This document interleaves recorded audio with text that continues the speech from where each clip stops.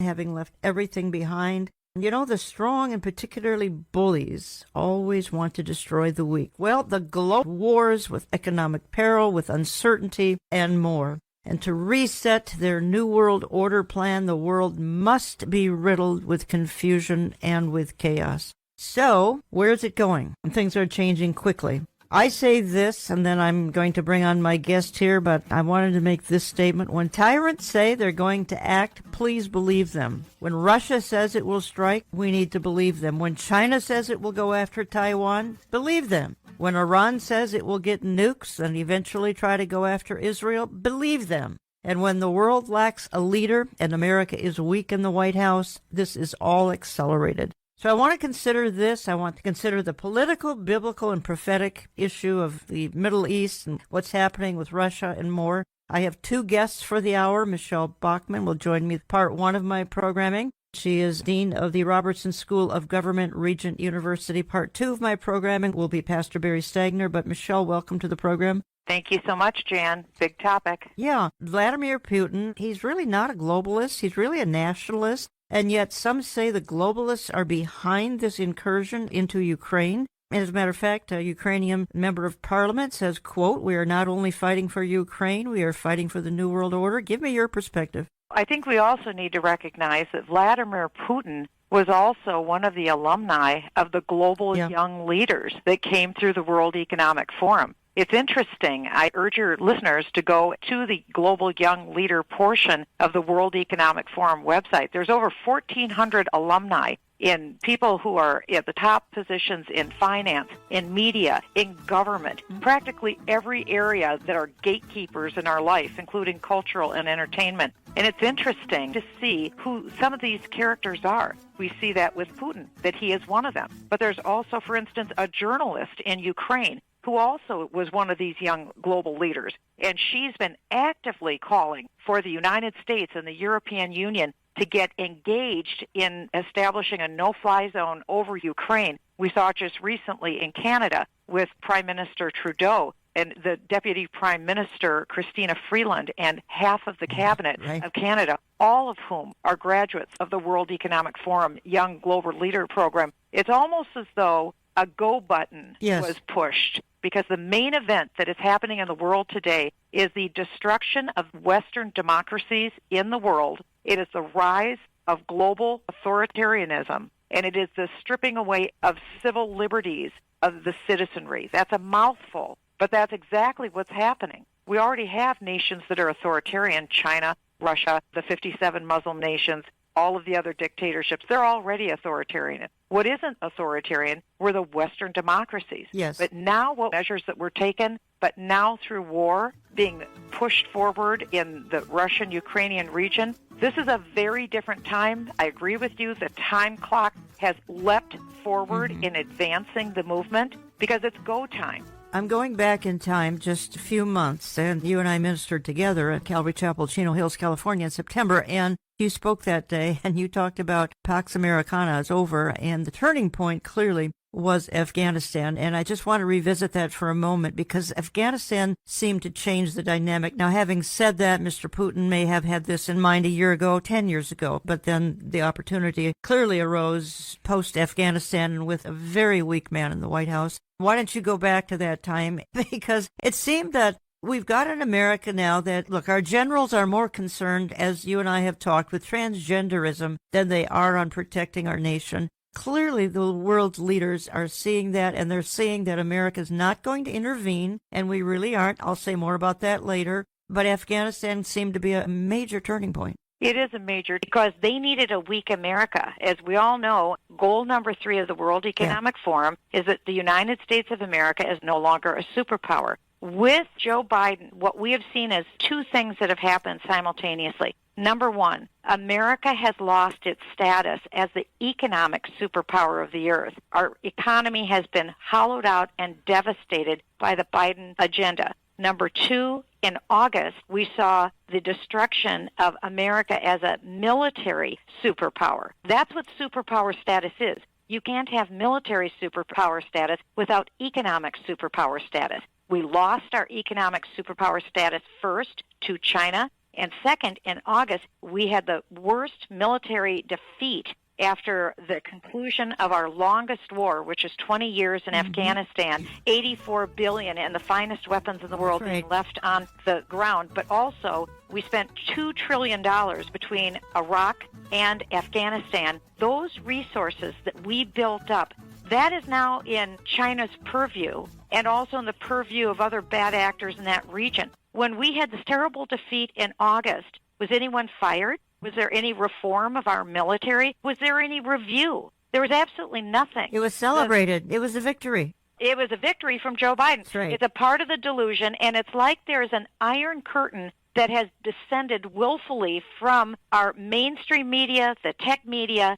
So people in the United States and across the world are unable to get the truth anymore about what's happening in our world. But the fact is, 2021 was an extremely terrible year for America because we lost our superpower status. And because we were a superpower, we enforced globally what is known as Pax Americana. We kept the peace globally because America is a force for good in the world. When we removed America as the economic and military political superpowerhouse in the world, that did not go unnoticed by Vladimir Putin, Chairman Xi in China, and all the other bad actors of the world. They took their opportunity, and that's what we're seeing happen in this invasion in Ukraine. The globalists want a war. They love it, the destabilization of a war, and we don't know where this is going. Played a little clip there of author Jeff Kinley, who speaks extensively, as does Mark Hitchcock, Dr. Ed Heinzen, and others on the coming Gog-Magog conflict, where the power to the uttermost north of Israel is going to come down, but we believe that's to be Russia. Going to come down and seize the wealth of Israel. We're going to talk about that in part 2 of my programming, folks, with Pastor Barry Stagner. But going back to my comment, Michelle, the globalists, they love the instability of a war. It stirs everything up, makes everything uncertain. It stirs everything up, and people need to realize with wars, number one, they're extremely expensive. Our treasury was bankrupted through the Iraq and Afghanistan war. $2 trillion. That's the entire American budget for a year. For a year. So we just went over that. There has been no recouping, no trying to repair our military or get us back into position. It was complete and utter failure by our intelligence community. When you have a war, you don't just decide one afternoon, I guess we're going to go to war. It takes months and months of planning. I mean, I could go for 3 minutes just giving what you need to do to be prepared for war. The United States is not prepared to engage in war, but Russia was, because they had time sufficient to make their decisions. So what was the purpose of trying to bring the EU into this effort? Because Russia knew that the EU couldn't stand by. So did China. They wanted to take weakened Western democracies, weakened by the COVID economies were wiped out, small businesses have collapsed, a weakened Europe and a weakened United States are being invited to come in and be Ukraine's defenders. This is to China's advantage. This is to Putin's advantage, to take weakened Western democracies, bankrupt us in war, but also exhaust us in war. And if the United States gets involved, it's 2 against 1 because it's Putin and China. China's the silent partner here. They're crouching in the corner, but they know that we're the number one enemy of China. We, the United States, are the number one enemy of Putin and Russia. So if they can bait us to come into this effort, and it's sickening to see how people have been sucked into this to think that we should run back in and we should be equipping and training and having no-fly zones. This is the economic forum. George Soros, many of the people who are these groomed young global leaders all think, oh, yes, the United States, oh, yes, weakened European Western democracies. You need to get involved in this. And so, again, you step back and say, what's going on here? Who would benefit? Why are they having us be involved? It is all about collapsing the wealth, the influence of the United States of America to ensure that we are no longer in the superpower status. I submit that we are no longer a superpower. I say that with great sorrow because we were the global strong horse. That had to happen for the end-time eschatological roadmap that the Bible lays out. You can't have a superpower when you really need a global power, and a global government is coming. If you join me late, you're listening to Understanding the Times Radio. I'm Jan Markell. I have on the line From Regent University, Michelle Bachman. She's Dean of the Robertson School of Government at Regent University. You hear her on this program, oh my goodness, one of my most frequent radio guests, and I would have to say one of the audience's most favorite radio guests. Michelle, we've watched Russia bomb innocent people with cluster bombs and other weaponry that's actually been banned. And they make these weapons because America buys their oil. Until Tuesday of this past week, again, we were buying Russian oil and financing the Putin regime and financing the bombing of these innocent civilians. I mean, a horror scene played out day and night on our media and very often in real time. Finally, Mr. Biden pulled the plug on this after pressure from all sides on the right and the left. Yes, we financed China's military. We built them up, and now we're building up Russia's military because of energy dependence, and in China's case, because of economic dependence upon manufacturing, all designed to weaken the United States of America. The truth is the United States of America is the leading energy reserve in the entire world. There is no other country that has more energy resources from every different capacity than the United States of America. Donald Trump, as president, made the United States completely energy independent. Right. Remember, we were paying $2 a gallon for gasoline. Joe Biden came in, and he made energy production in America illegal. And he capped it off, and he stopped projects, and he's stopping these leases on energy fields. So what has he done? He's begged the OPEC countries, the Muslim countries, and also Russia to allow us to be dependent upon them. He has stripped out the wealth that was created from energy production in America, but he's also put us into dependency. No sane president would do what the Biden administration did. They've embraced a culture of economic death, and they've embraced a culture of military ruin and destruction. And we're here looking at the tattered remains of just 15 months of the Biden administration. I've heard you say, it was another interview, you said people who are calling the shots for the Biden administration have to be terribly evil people because everything they're doing results in destruction, one intelligent lapse after another, and it's stunning when you look from the borders to healthcare to you name it. Things are being systematically destroyed on a daily basis. It's just stunning. It is. It's a culture of wickedness and a culture of death. It is pure evil, what is coming out of the Biden administration. I don't say that in a partisan sense. Of course not. I defy anyone listening to this conversation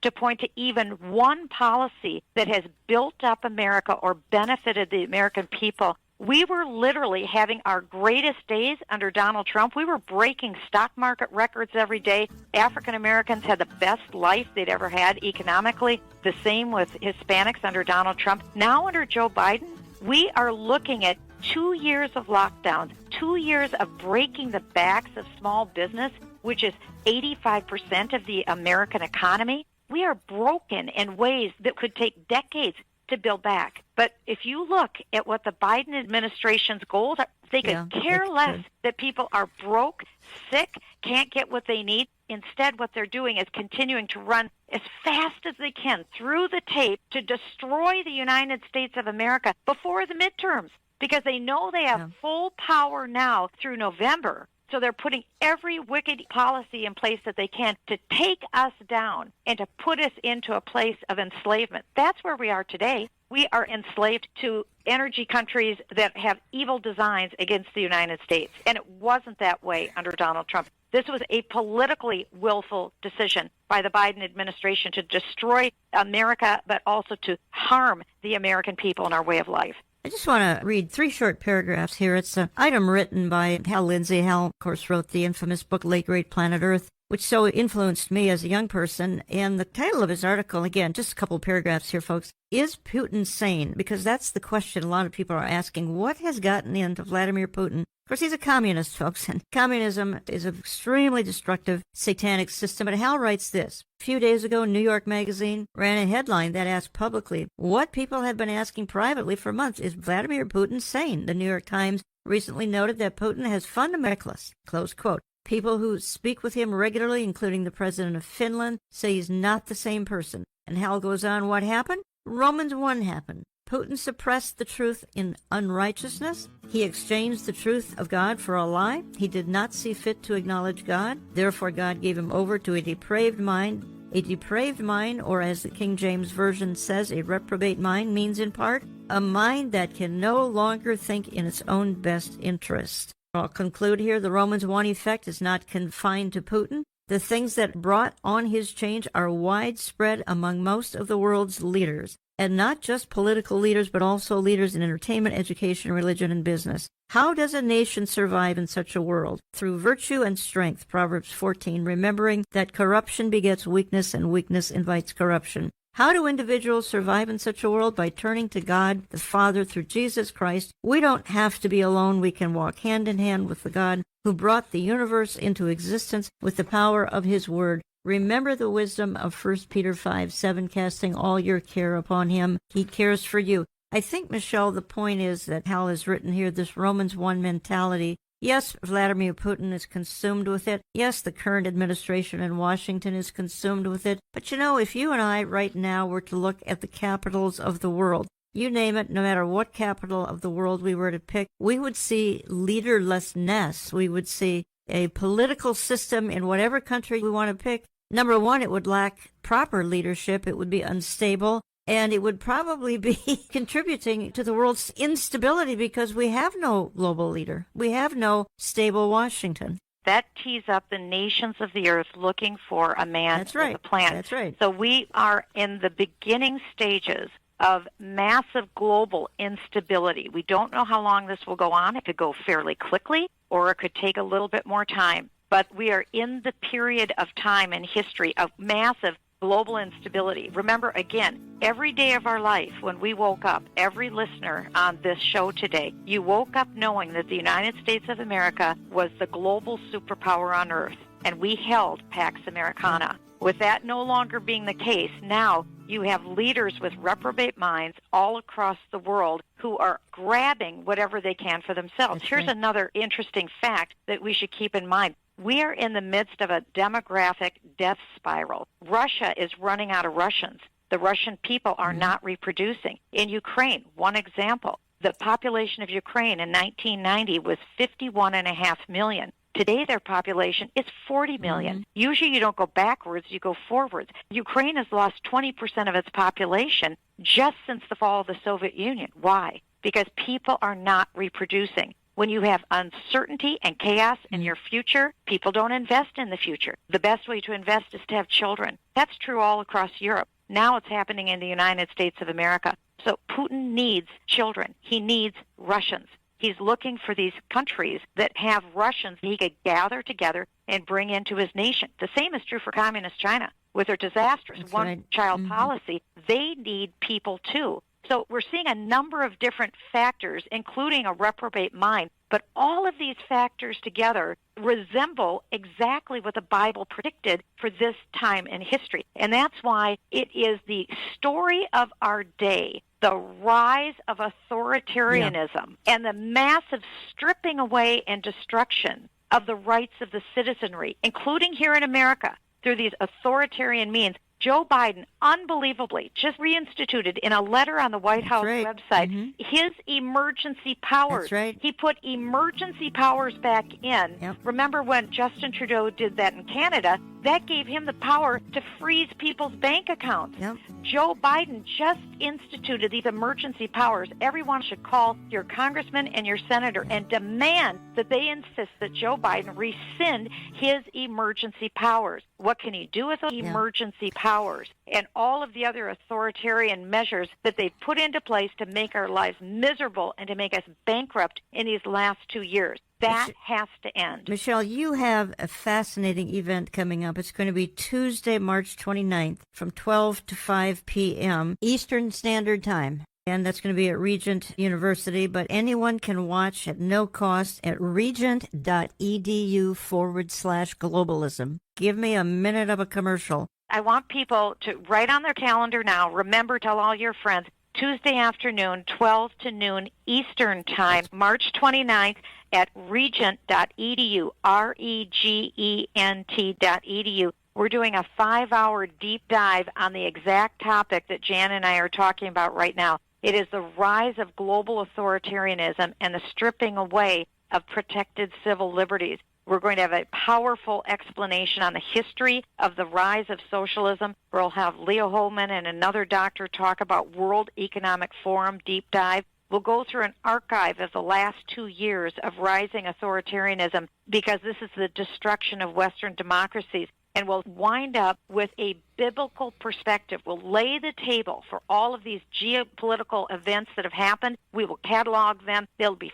fascinating speakers. And then we'll end up with the biblical perspective, where we explain all of this. So we're getting this in a half-hour time, but what we're going to do is expand it in an understandable, very informative format for 5 hours. It will also be archived at the regent.edu website so people can see it later. It's free of charge, and we invite everyone to participate. It's going to be fabulous. It'll be interactive with live students, live speakers, and then people can interact online as well. But it'll be available for anyone so that you could then refer other people that you know. When people want to know what's going on in the world, they can take a look at this in a deep dive and know biblically what is just about to happen around the corner. Well, you're having my good friend Dr. Ed Heinzen as well. So yes. I believe he's closing the event off again. That's Tuesday, March 29th, 12 noon to 5 p.m. Eastern Standard Time. You can live stream it, regent.edu/globalism. One more time, regent.edu/globalism. And if you can't catch it that day, just look for the archived programming after Tuesday, March the 29th. Michelle, we set this little interview up very quickly, and that's because, well, I wanted your perspective. I've heard you in some other interviews, and I felt you were really nailing some of the issues that are so relevant for right now as we speak. The war in Eastern Europe, etc. And you're going to be here for a whole hour during the month of April. You'll be here in studio with me. Things will have further unfolded at that time so we can dig a little more deeply into things. But I thank you for giving up time. I know you're right there at Regent University as we speak. Thank you. And Maranatha. Maranatha. Amen. When I come back, Pastor Barry Stagner joins me. We'll look a little more carefully at the biblical angle and the prophetic angle of what is happening in Eastern Europe. Where is it going? What's the time frame? We'll examine that and a lot more in my Part 2 programming. The focus may now be on Ukraine, but as Amir said, and often says, and rightfully so, listen, Bible prophecy is winding down to one geographic area of the world comprised of some 8,000 square miles, and that is the nation of Israel. And this is really what is driving the force. And when you find that someone is motivated by evil, you can be sure that Satan is behind it. Without question, Israel is the end target.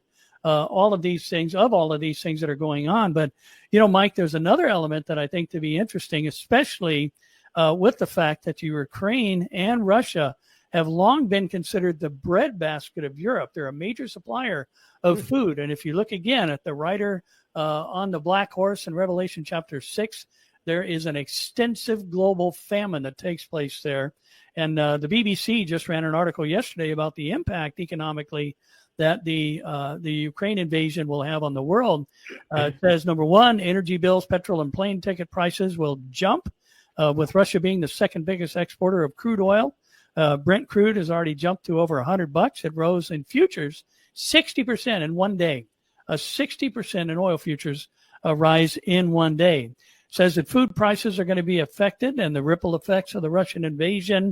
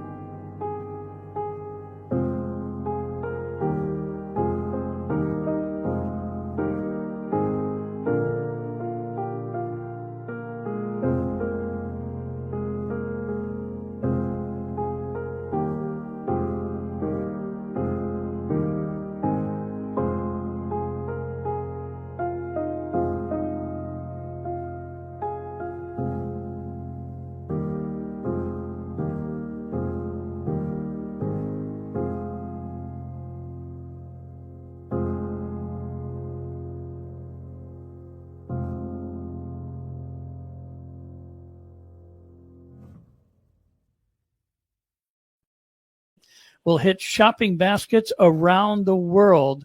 Russia and Ukraine export 1/4 of the world's wheat products and half of the world's sunflower-based products, including sunflower oil. Investment markets are going to take a hit, the BBC article says, and it just goes on and on and on with the economic impact, including cars being more expensive, Russia being one of the world's largest suppliers of metals used in car manufacturing, things such as nickel and other things that are used in the manufacture of cars. So, this is a big deal, and it potentially has prophetic implications that reach into the tribulation period. And as I said, this hook in the jaw, I think is very, very possible that the hook is in the mouth of Gog, and it's about to be set by the Lord, because it's the Lord that's going to draw them down from the north and create this invasion. And I think that's about to happen, because, Satan and the Lord are about to throw down in battle during the tribulation period. And, of course, we know the Lord's going to win. So yes. I think the prophetic implications of this are huge.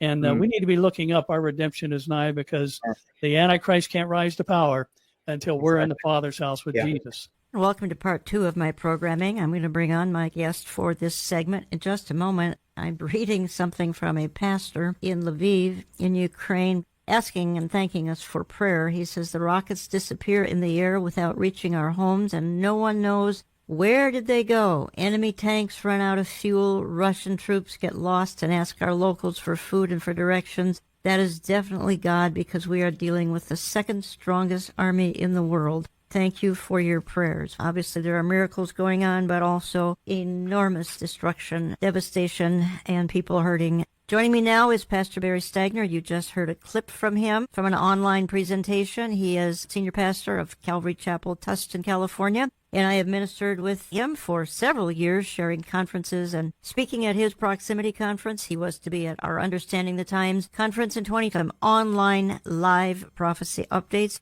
I'm continuing the theme of trying to understand just where Russia is going now that it has become a vicious bear and not a hibernating bear. Are its sights ultimately on the mountains of Israel, Ezekiel 38:8? I think so. Who joins in on that, and what is the timing of that war? Let me clarify again that the conflict in Ukraine is not Gog and Magog or the war of Ezekiel 38:39. Could it be leading to that? Absolutely, it could be. We're not saying it is. but it could be leading to that. Pastor Barry Stagner, welcome back to the program. Thank you so much, Jan. Always a privilege to be on with you. Just a couple of things here. Why don't we talk about the hook in the jaw? The hook that's going to bring down the enemies of Israel in Ezekiel 38:39. Participants again, we know that to be Russia, Turkey, Iran, some North African nations. What do you think about the hook?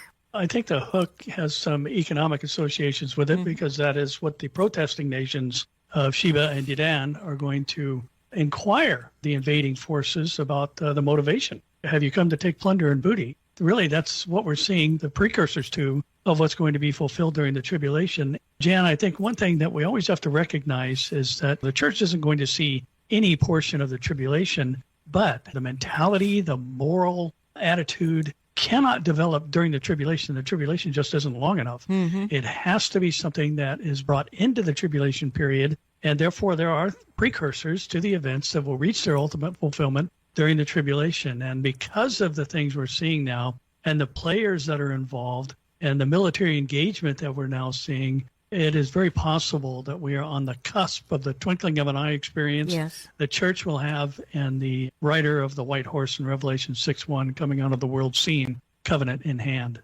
Just some quick bullet points. And again, we're not suggesting that the conflict in Ukraine is Gog and Magog. It can't be, but certainly you would agree could be a precursor, could be a lead up to it, correct? Absolutely. And Jen, I think that's important what you just said, because we're giving the geographic area of the battle theater of the Ezekiel invasion. And it's a hook in the jaw that draws them down from the north into the land of Israel. The scope of the battlefield is also defined for us being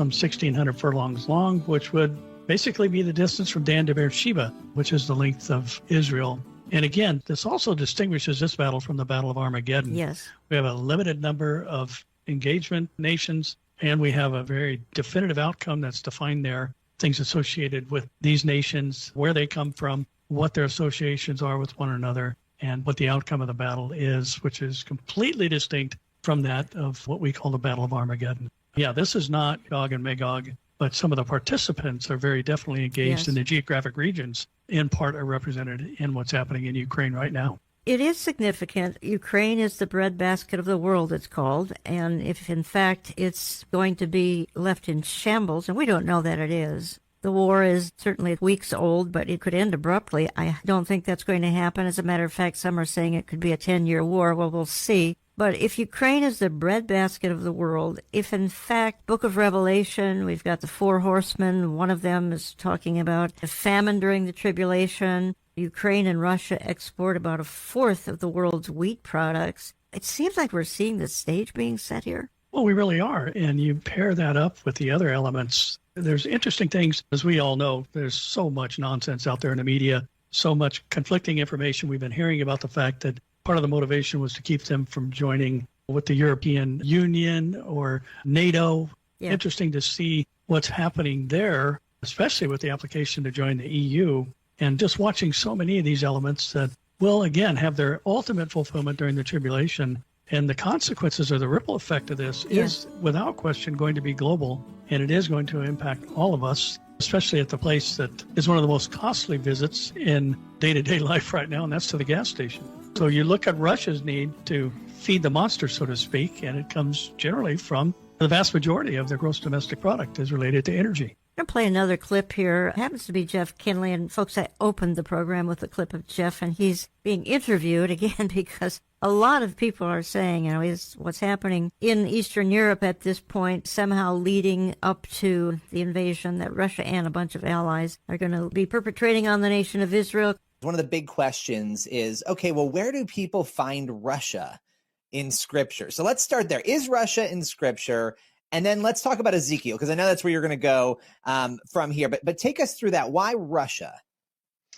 Yeah, well, from a biblical perspective, anytime you have directions given in the Bible, then you always start with Israel being kind of the center or the navel, if you will, the center of the compass.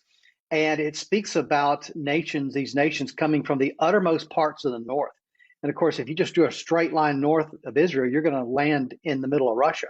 And so that's one reason. Another is because the word Rosh is used in Ezekiel chapter 38. And of course, there's different opinions as to what that means. But I think the most plausible explanation is that it just simply refers to Russia because it's referring geographically to it.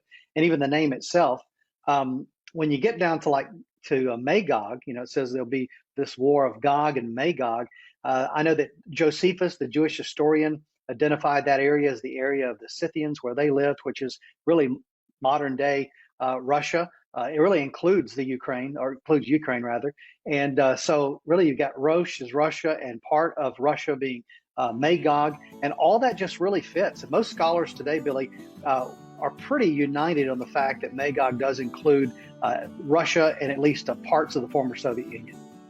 Yeah, and that portion of Ezekiel, when you look at Ezekiel 38 and 39, this idea of Gog from Magog, Gog would then be a world leader, really the leader of Russia in this case, essentially, pending Russia is Magog. Is that correct? Right. Yeah. So the word Gog just simply means chief or ruler or head. He's the kind of the top dog of the organization, if you will. And so, he would be identified as the leader. Barry Stenger, just some bullet points here based on Ezekiel 38:39. Israel, number one, is dwelling securely, likely only under the Antichrist. The context is the last days. The invasion comes from the uttermost north. It's an overwhelming invasion, and no one helps. Some nations sit on the sidelines and scold, but they don't get involved. God gets involved and allows Israel to win. Your thoughts on all?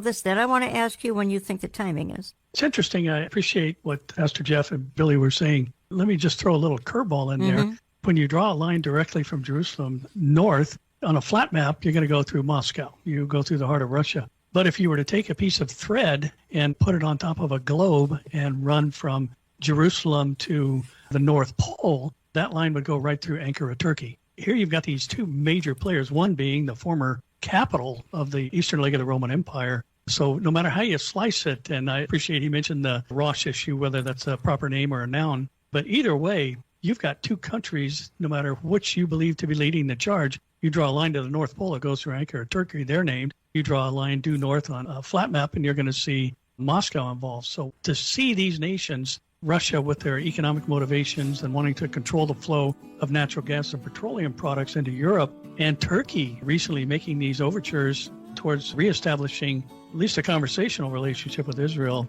behind the scenes, both are motivated by one thing, and that is the European natural gas market. But Jan, I think the outcome of this war, and possibly, and I want to just underscore that possibly, is that the Ezekiel war invasion starts before the rapture of the church. The rapture of the church takes place during that invasion period. And then the final element of it, because of how the outcome of the war is dictated and determined by God himself, for me, that puts that of necessity inside the tribulation period, because we're not living in a time of God responding with his direct wrath. People now today experience the consequential wrath of God, the universal law of sowing and reaping, but the direct wrath of God in the form of catastrophic events is limited to that 7-year tribulation period. Possibly it begins before the rapture. The rapture happens after it starts, but the end game, I believe, would land somewhere inside the early portion of the tribulation. Many believe that Damascus, Syria, will be obliterated first. That's based on Isaiah 17:1. Some say, well, that happened in history. I don't know that it was ever left uninhabitable in history, but there is coming a time when it will be left uninhabitable.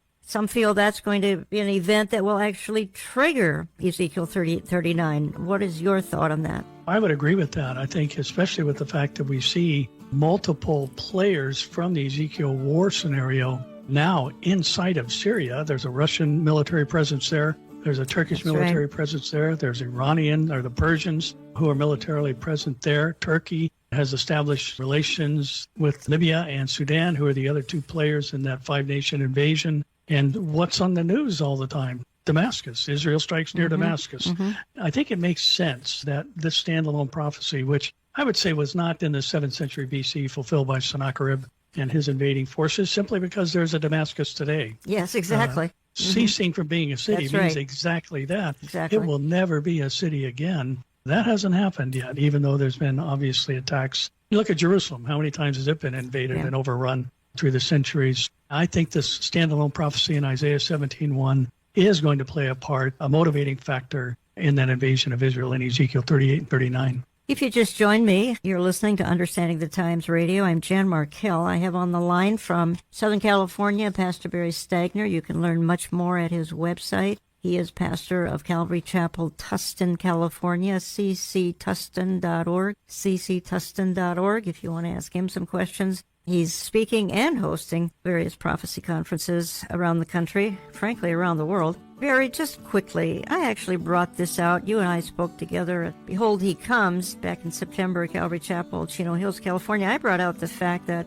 obviously, it's not new news. It had just happened. $85 billion in U.S. military equipment left behind in Afghanistan, which could, in fact, play a military role in Gog and Magog, could it not? Oh, absolutely. There are some who see portions of the nations named there as including the Stan states, as it's called. The Stan, that's right. Or the southern steppes of Russia. That would include Afghanistan. Interestingly, Jan, that potentially implies the horrific scenario that the United States has armed the nations that will invade Israel to a degree. That was a catastrophic move, no matter how you slice it. It made no sense whatsoever. And one of the elements of why we're seeing what we're seeing in Ukraine right now is a weak leadership position in the United States and this diplomacy, sanctioning, and they have their purpose and role. There's no question.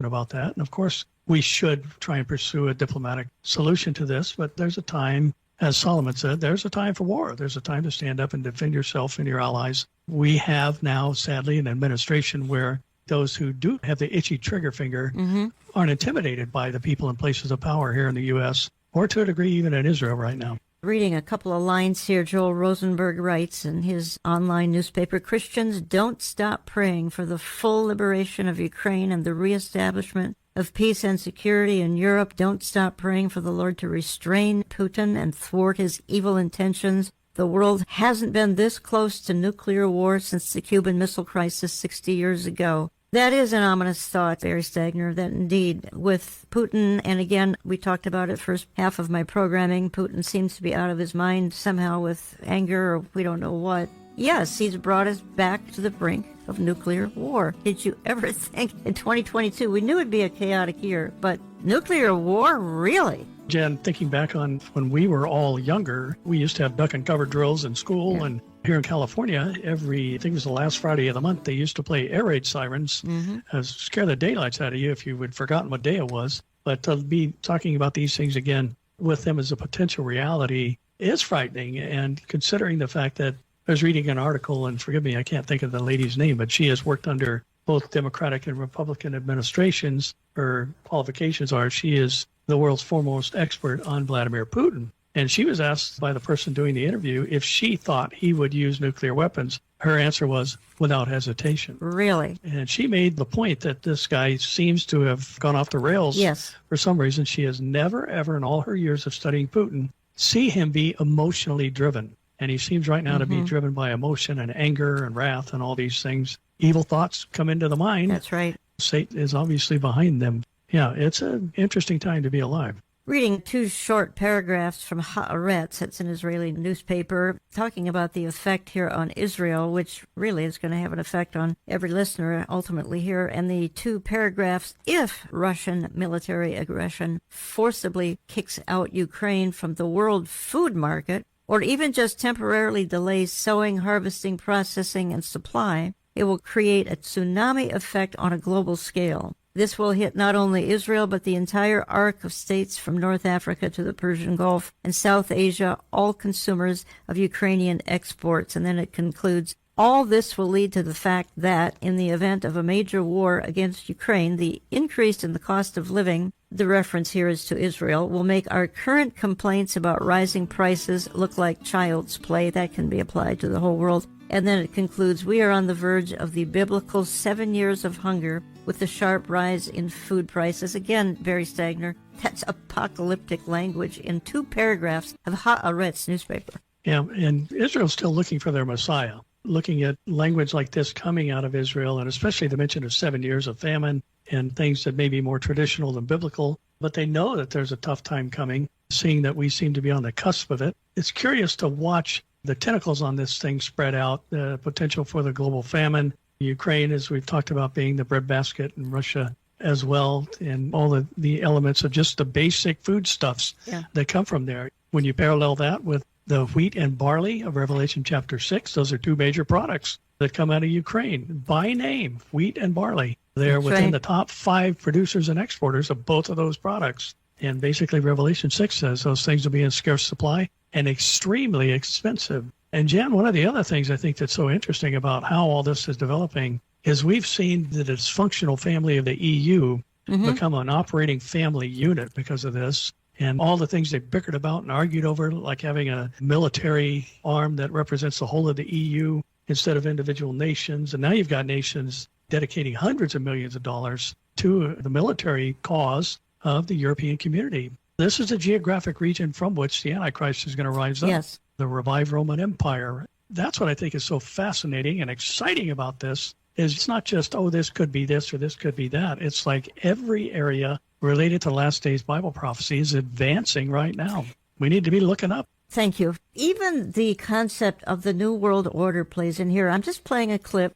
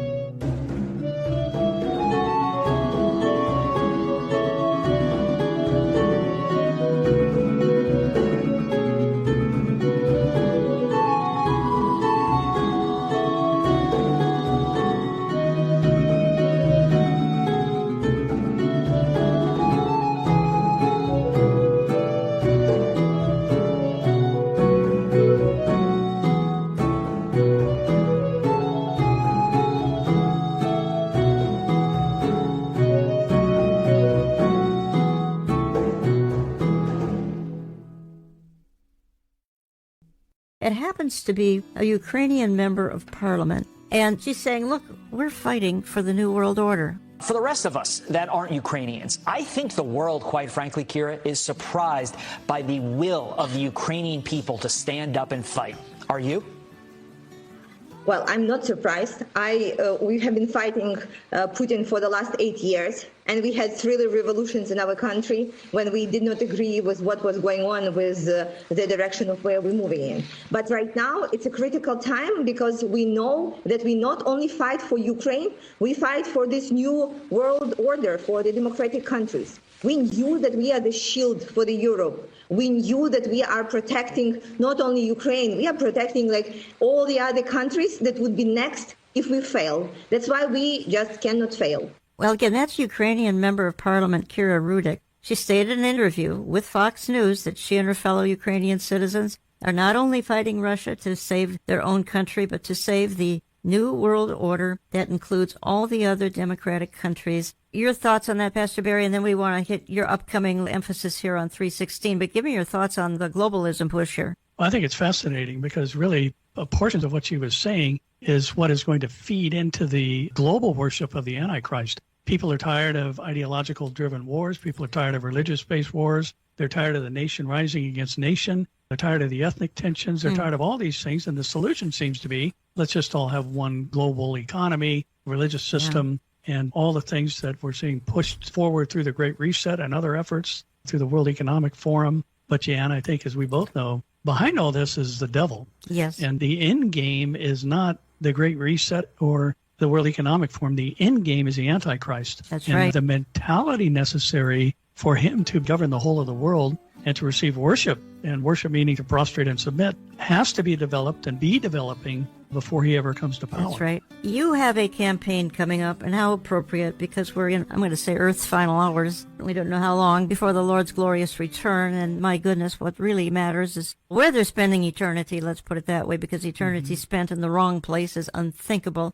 Eternity spent with the Lord Jesus Christ in heaven is why you and I do what we do. But talk to us a little bit about your 316 mission. I'm down to a couple minutes. Jan, it's actually something that was birthed out of our high school ministry at the church. And let me first say, everything related to it has nothing to do with our church. It's all about Jesus. And what we are doing is challenging Christians everywhere to take over social media and to post either the words of John 3:16 or to quote the words of John 3:16 or explain John 3:16, and basically take what has been used for so much against us and take it back and use it for God's glory. And there is a website that you can go to. It's 316, the numbers, 316mission.info. And there's some downloadable graphics and things like that. But when our high school group started presenting this out to other churches, we just want to make sure that it is focused on Jesus and not on any church that's not promoting our church. There's nothing anywhere that has our church's name on it or any other church for that matter, but it's exalting the name of Christ. And my hope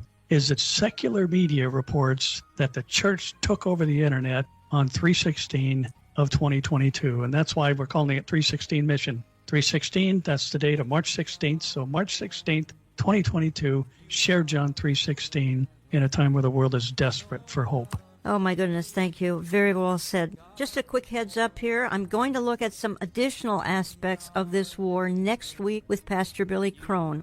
Volodymyr Zelensky may not be the person you think he is. He is a part of the globalist cabal, and we'll look clearly at that next week and just exactly what does it mean. You know, folks, we have talked, quite frankly, about some discouraging things today, and I am reminded that we need to be encouraging one another. That is actually a biblical command found in Hebrews 10. We're to encourage one another, and all the more as we see the day draw near and the day of the Lord, his return. And that time the earth will be in turmoil, and so we see that it's come to pass. My goodness, for the last many decades, even a couple of centuries, but now it's accelerating. So before the day is over, would you encourage a weary soul today? And there are so many weary souls. Hey, you will make their day, I promise you, if you'll just give them an encouraging word. I want to thank you for listening, and we're going to talk to you again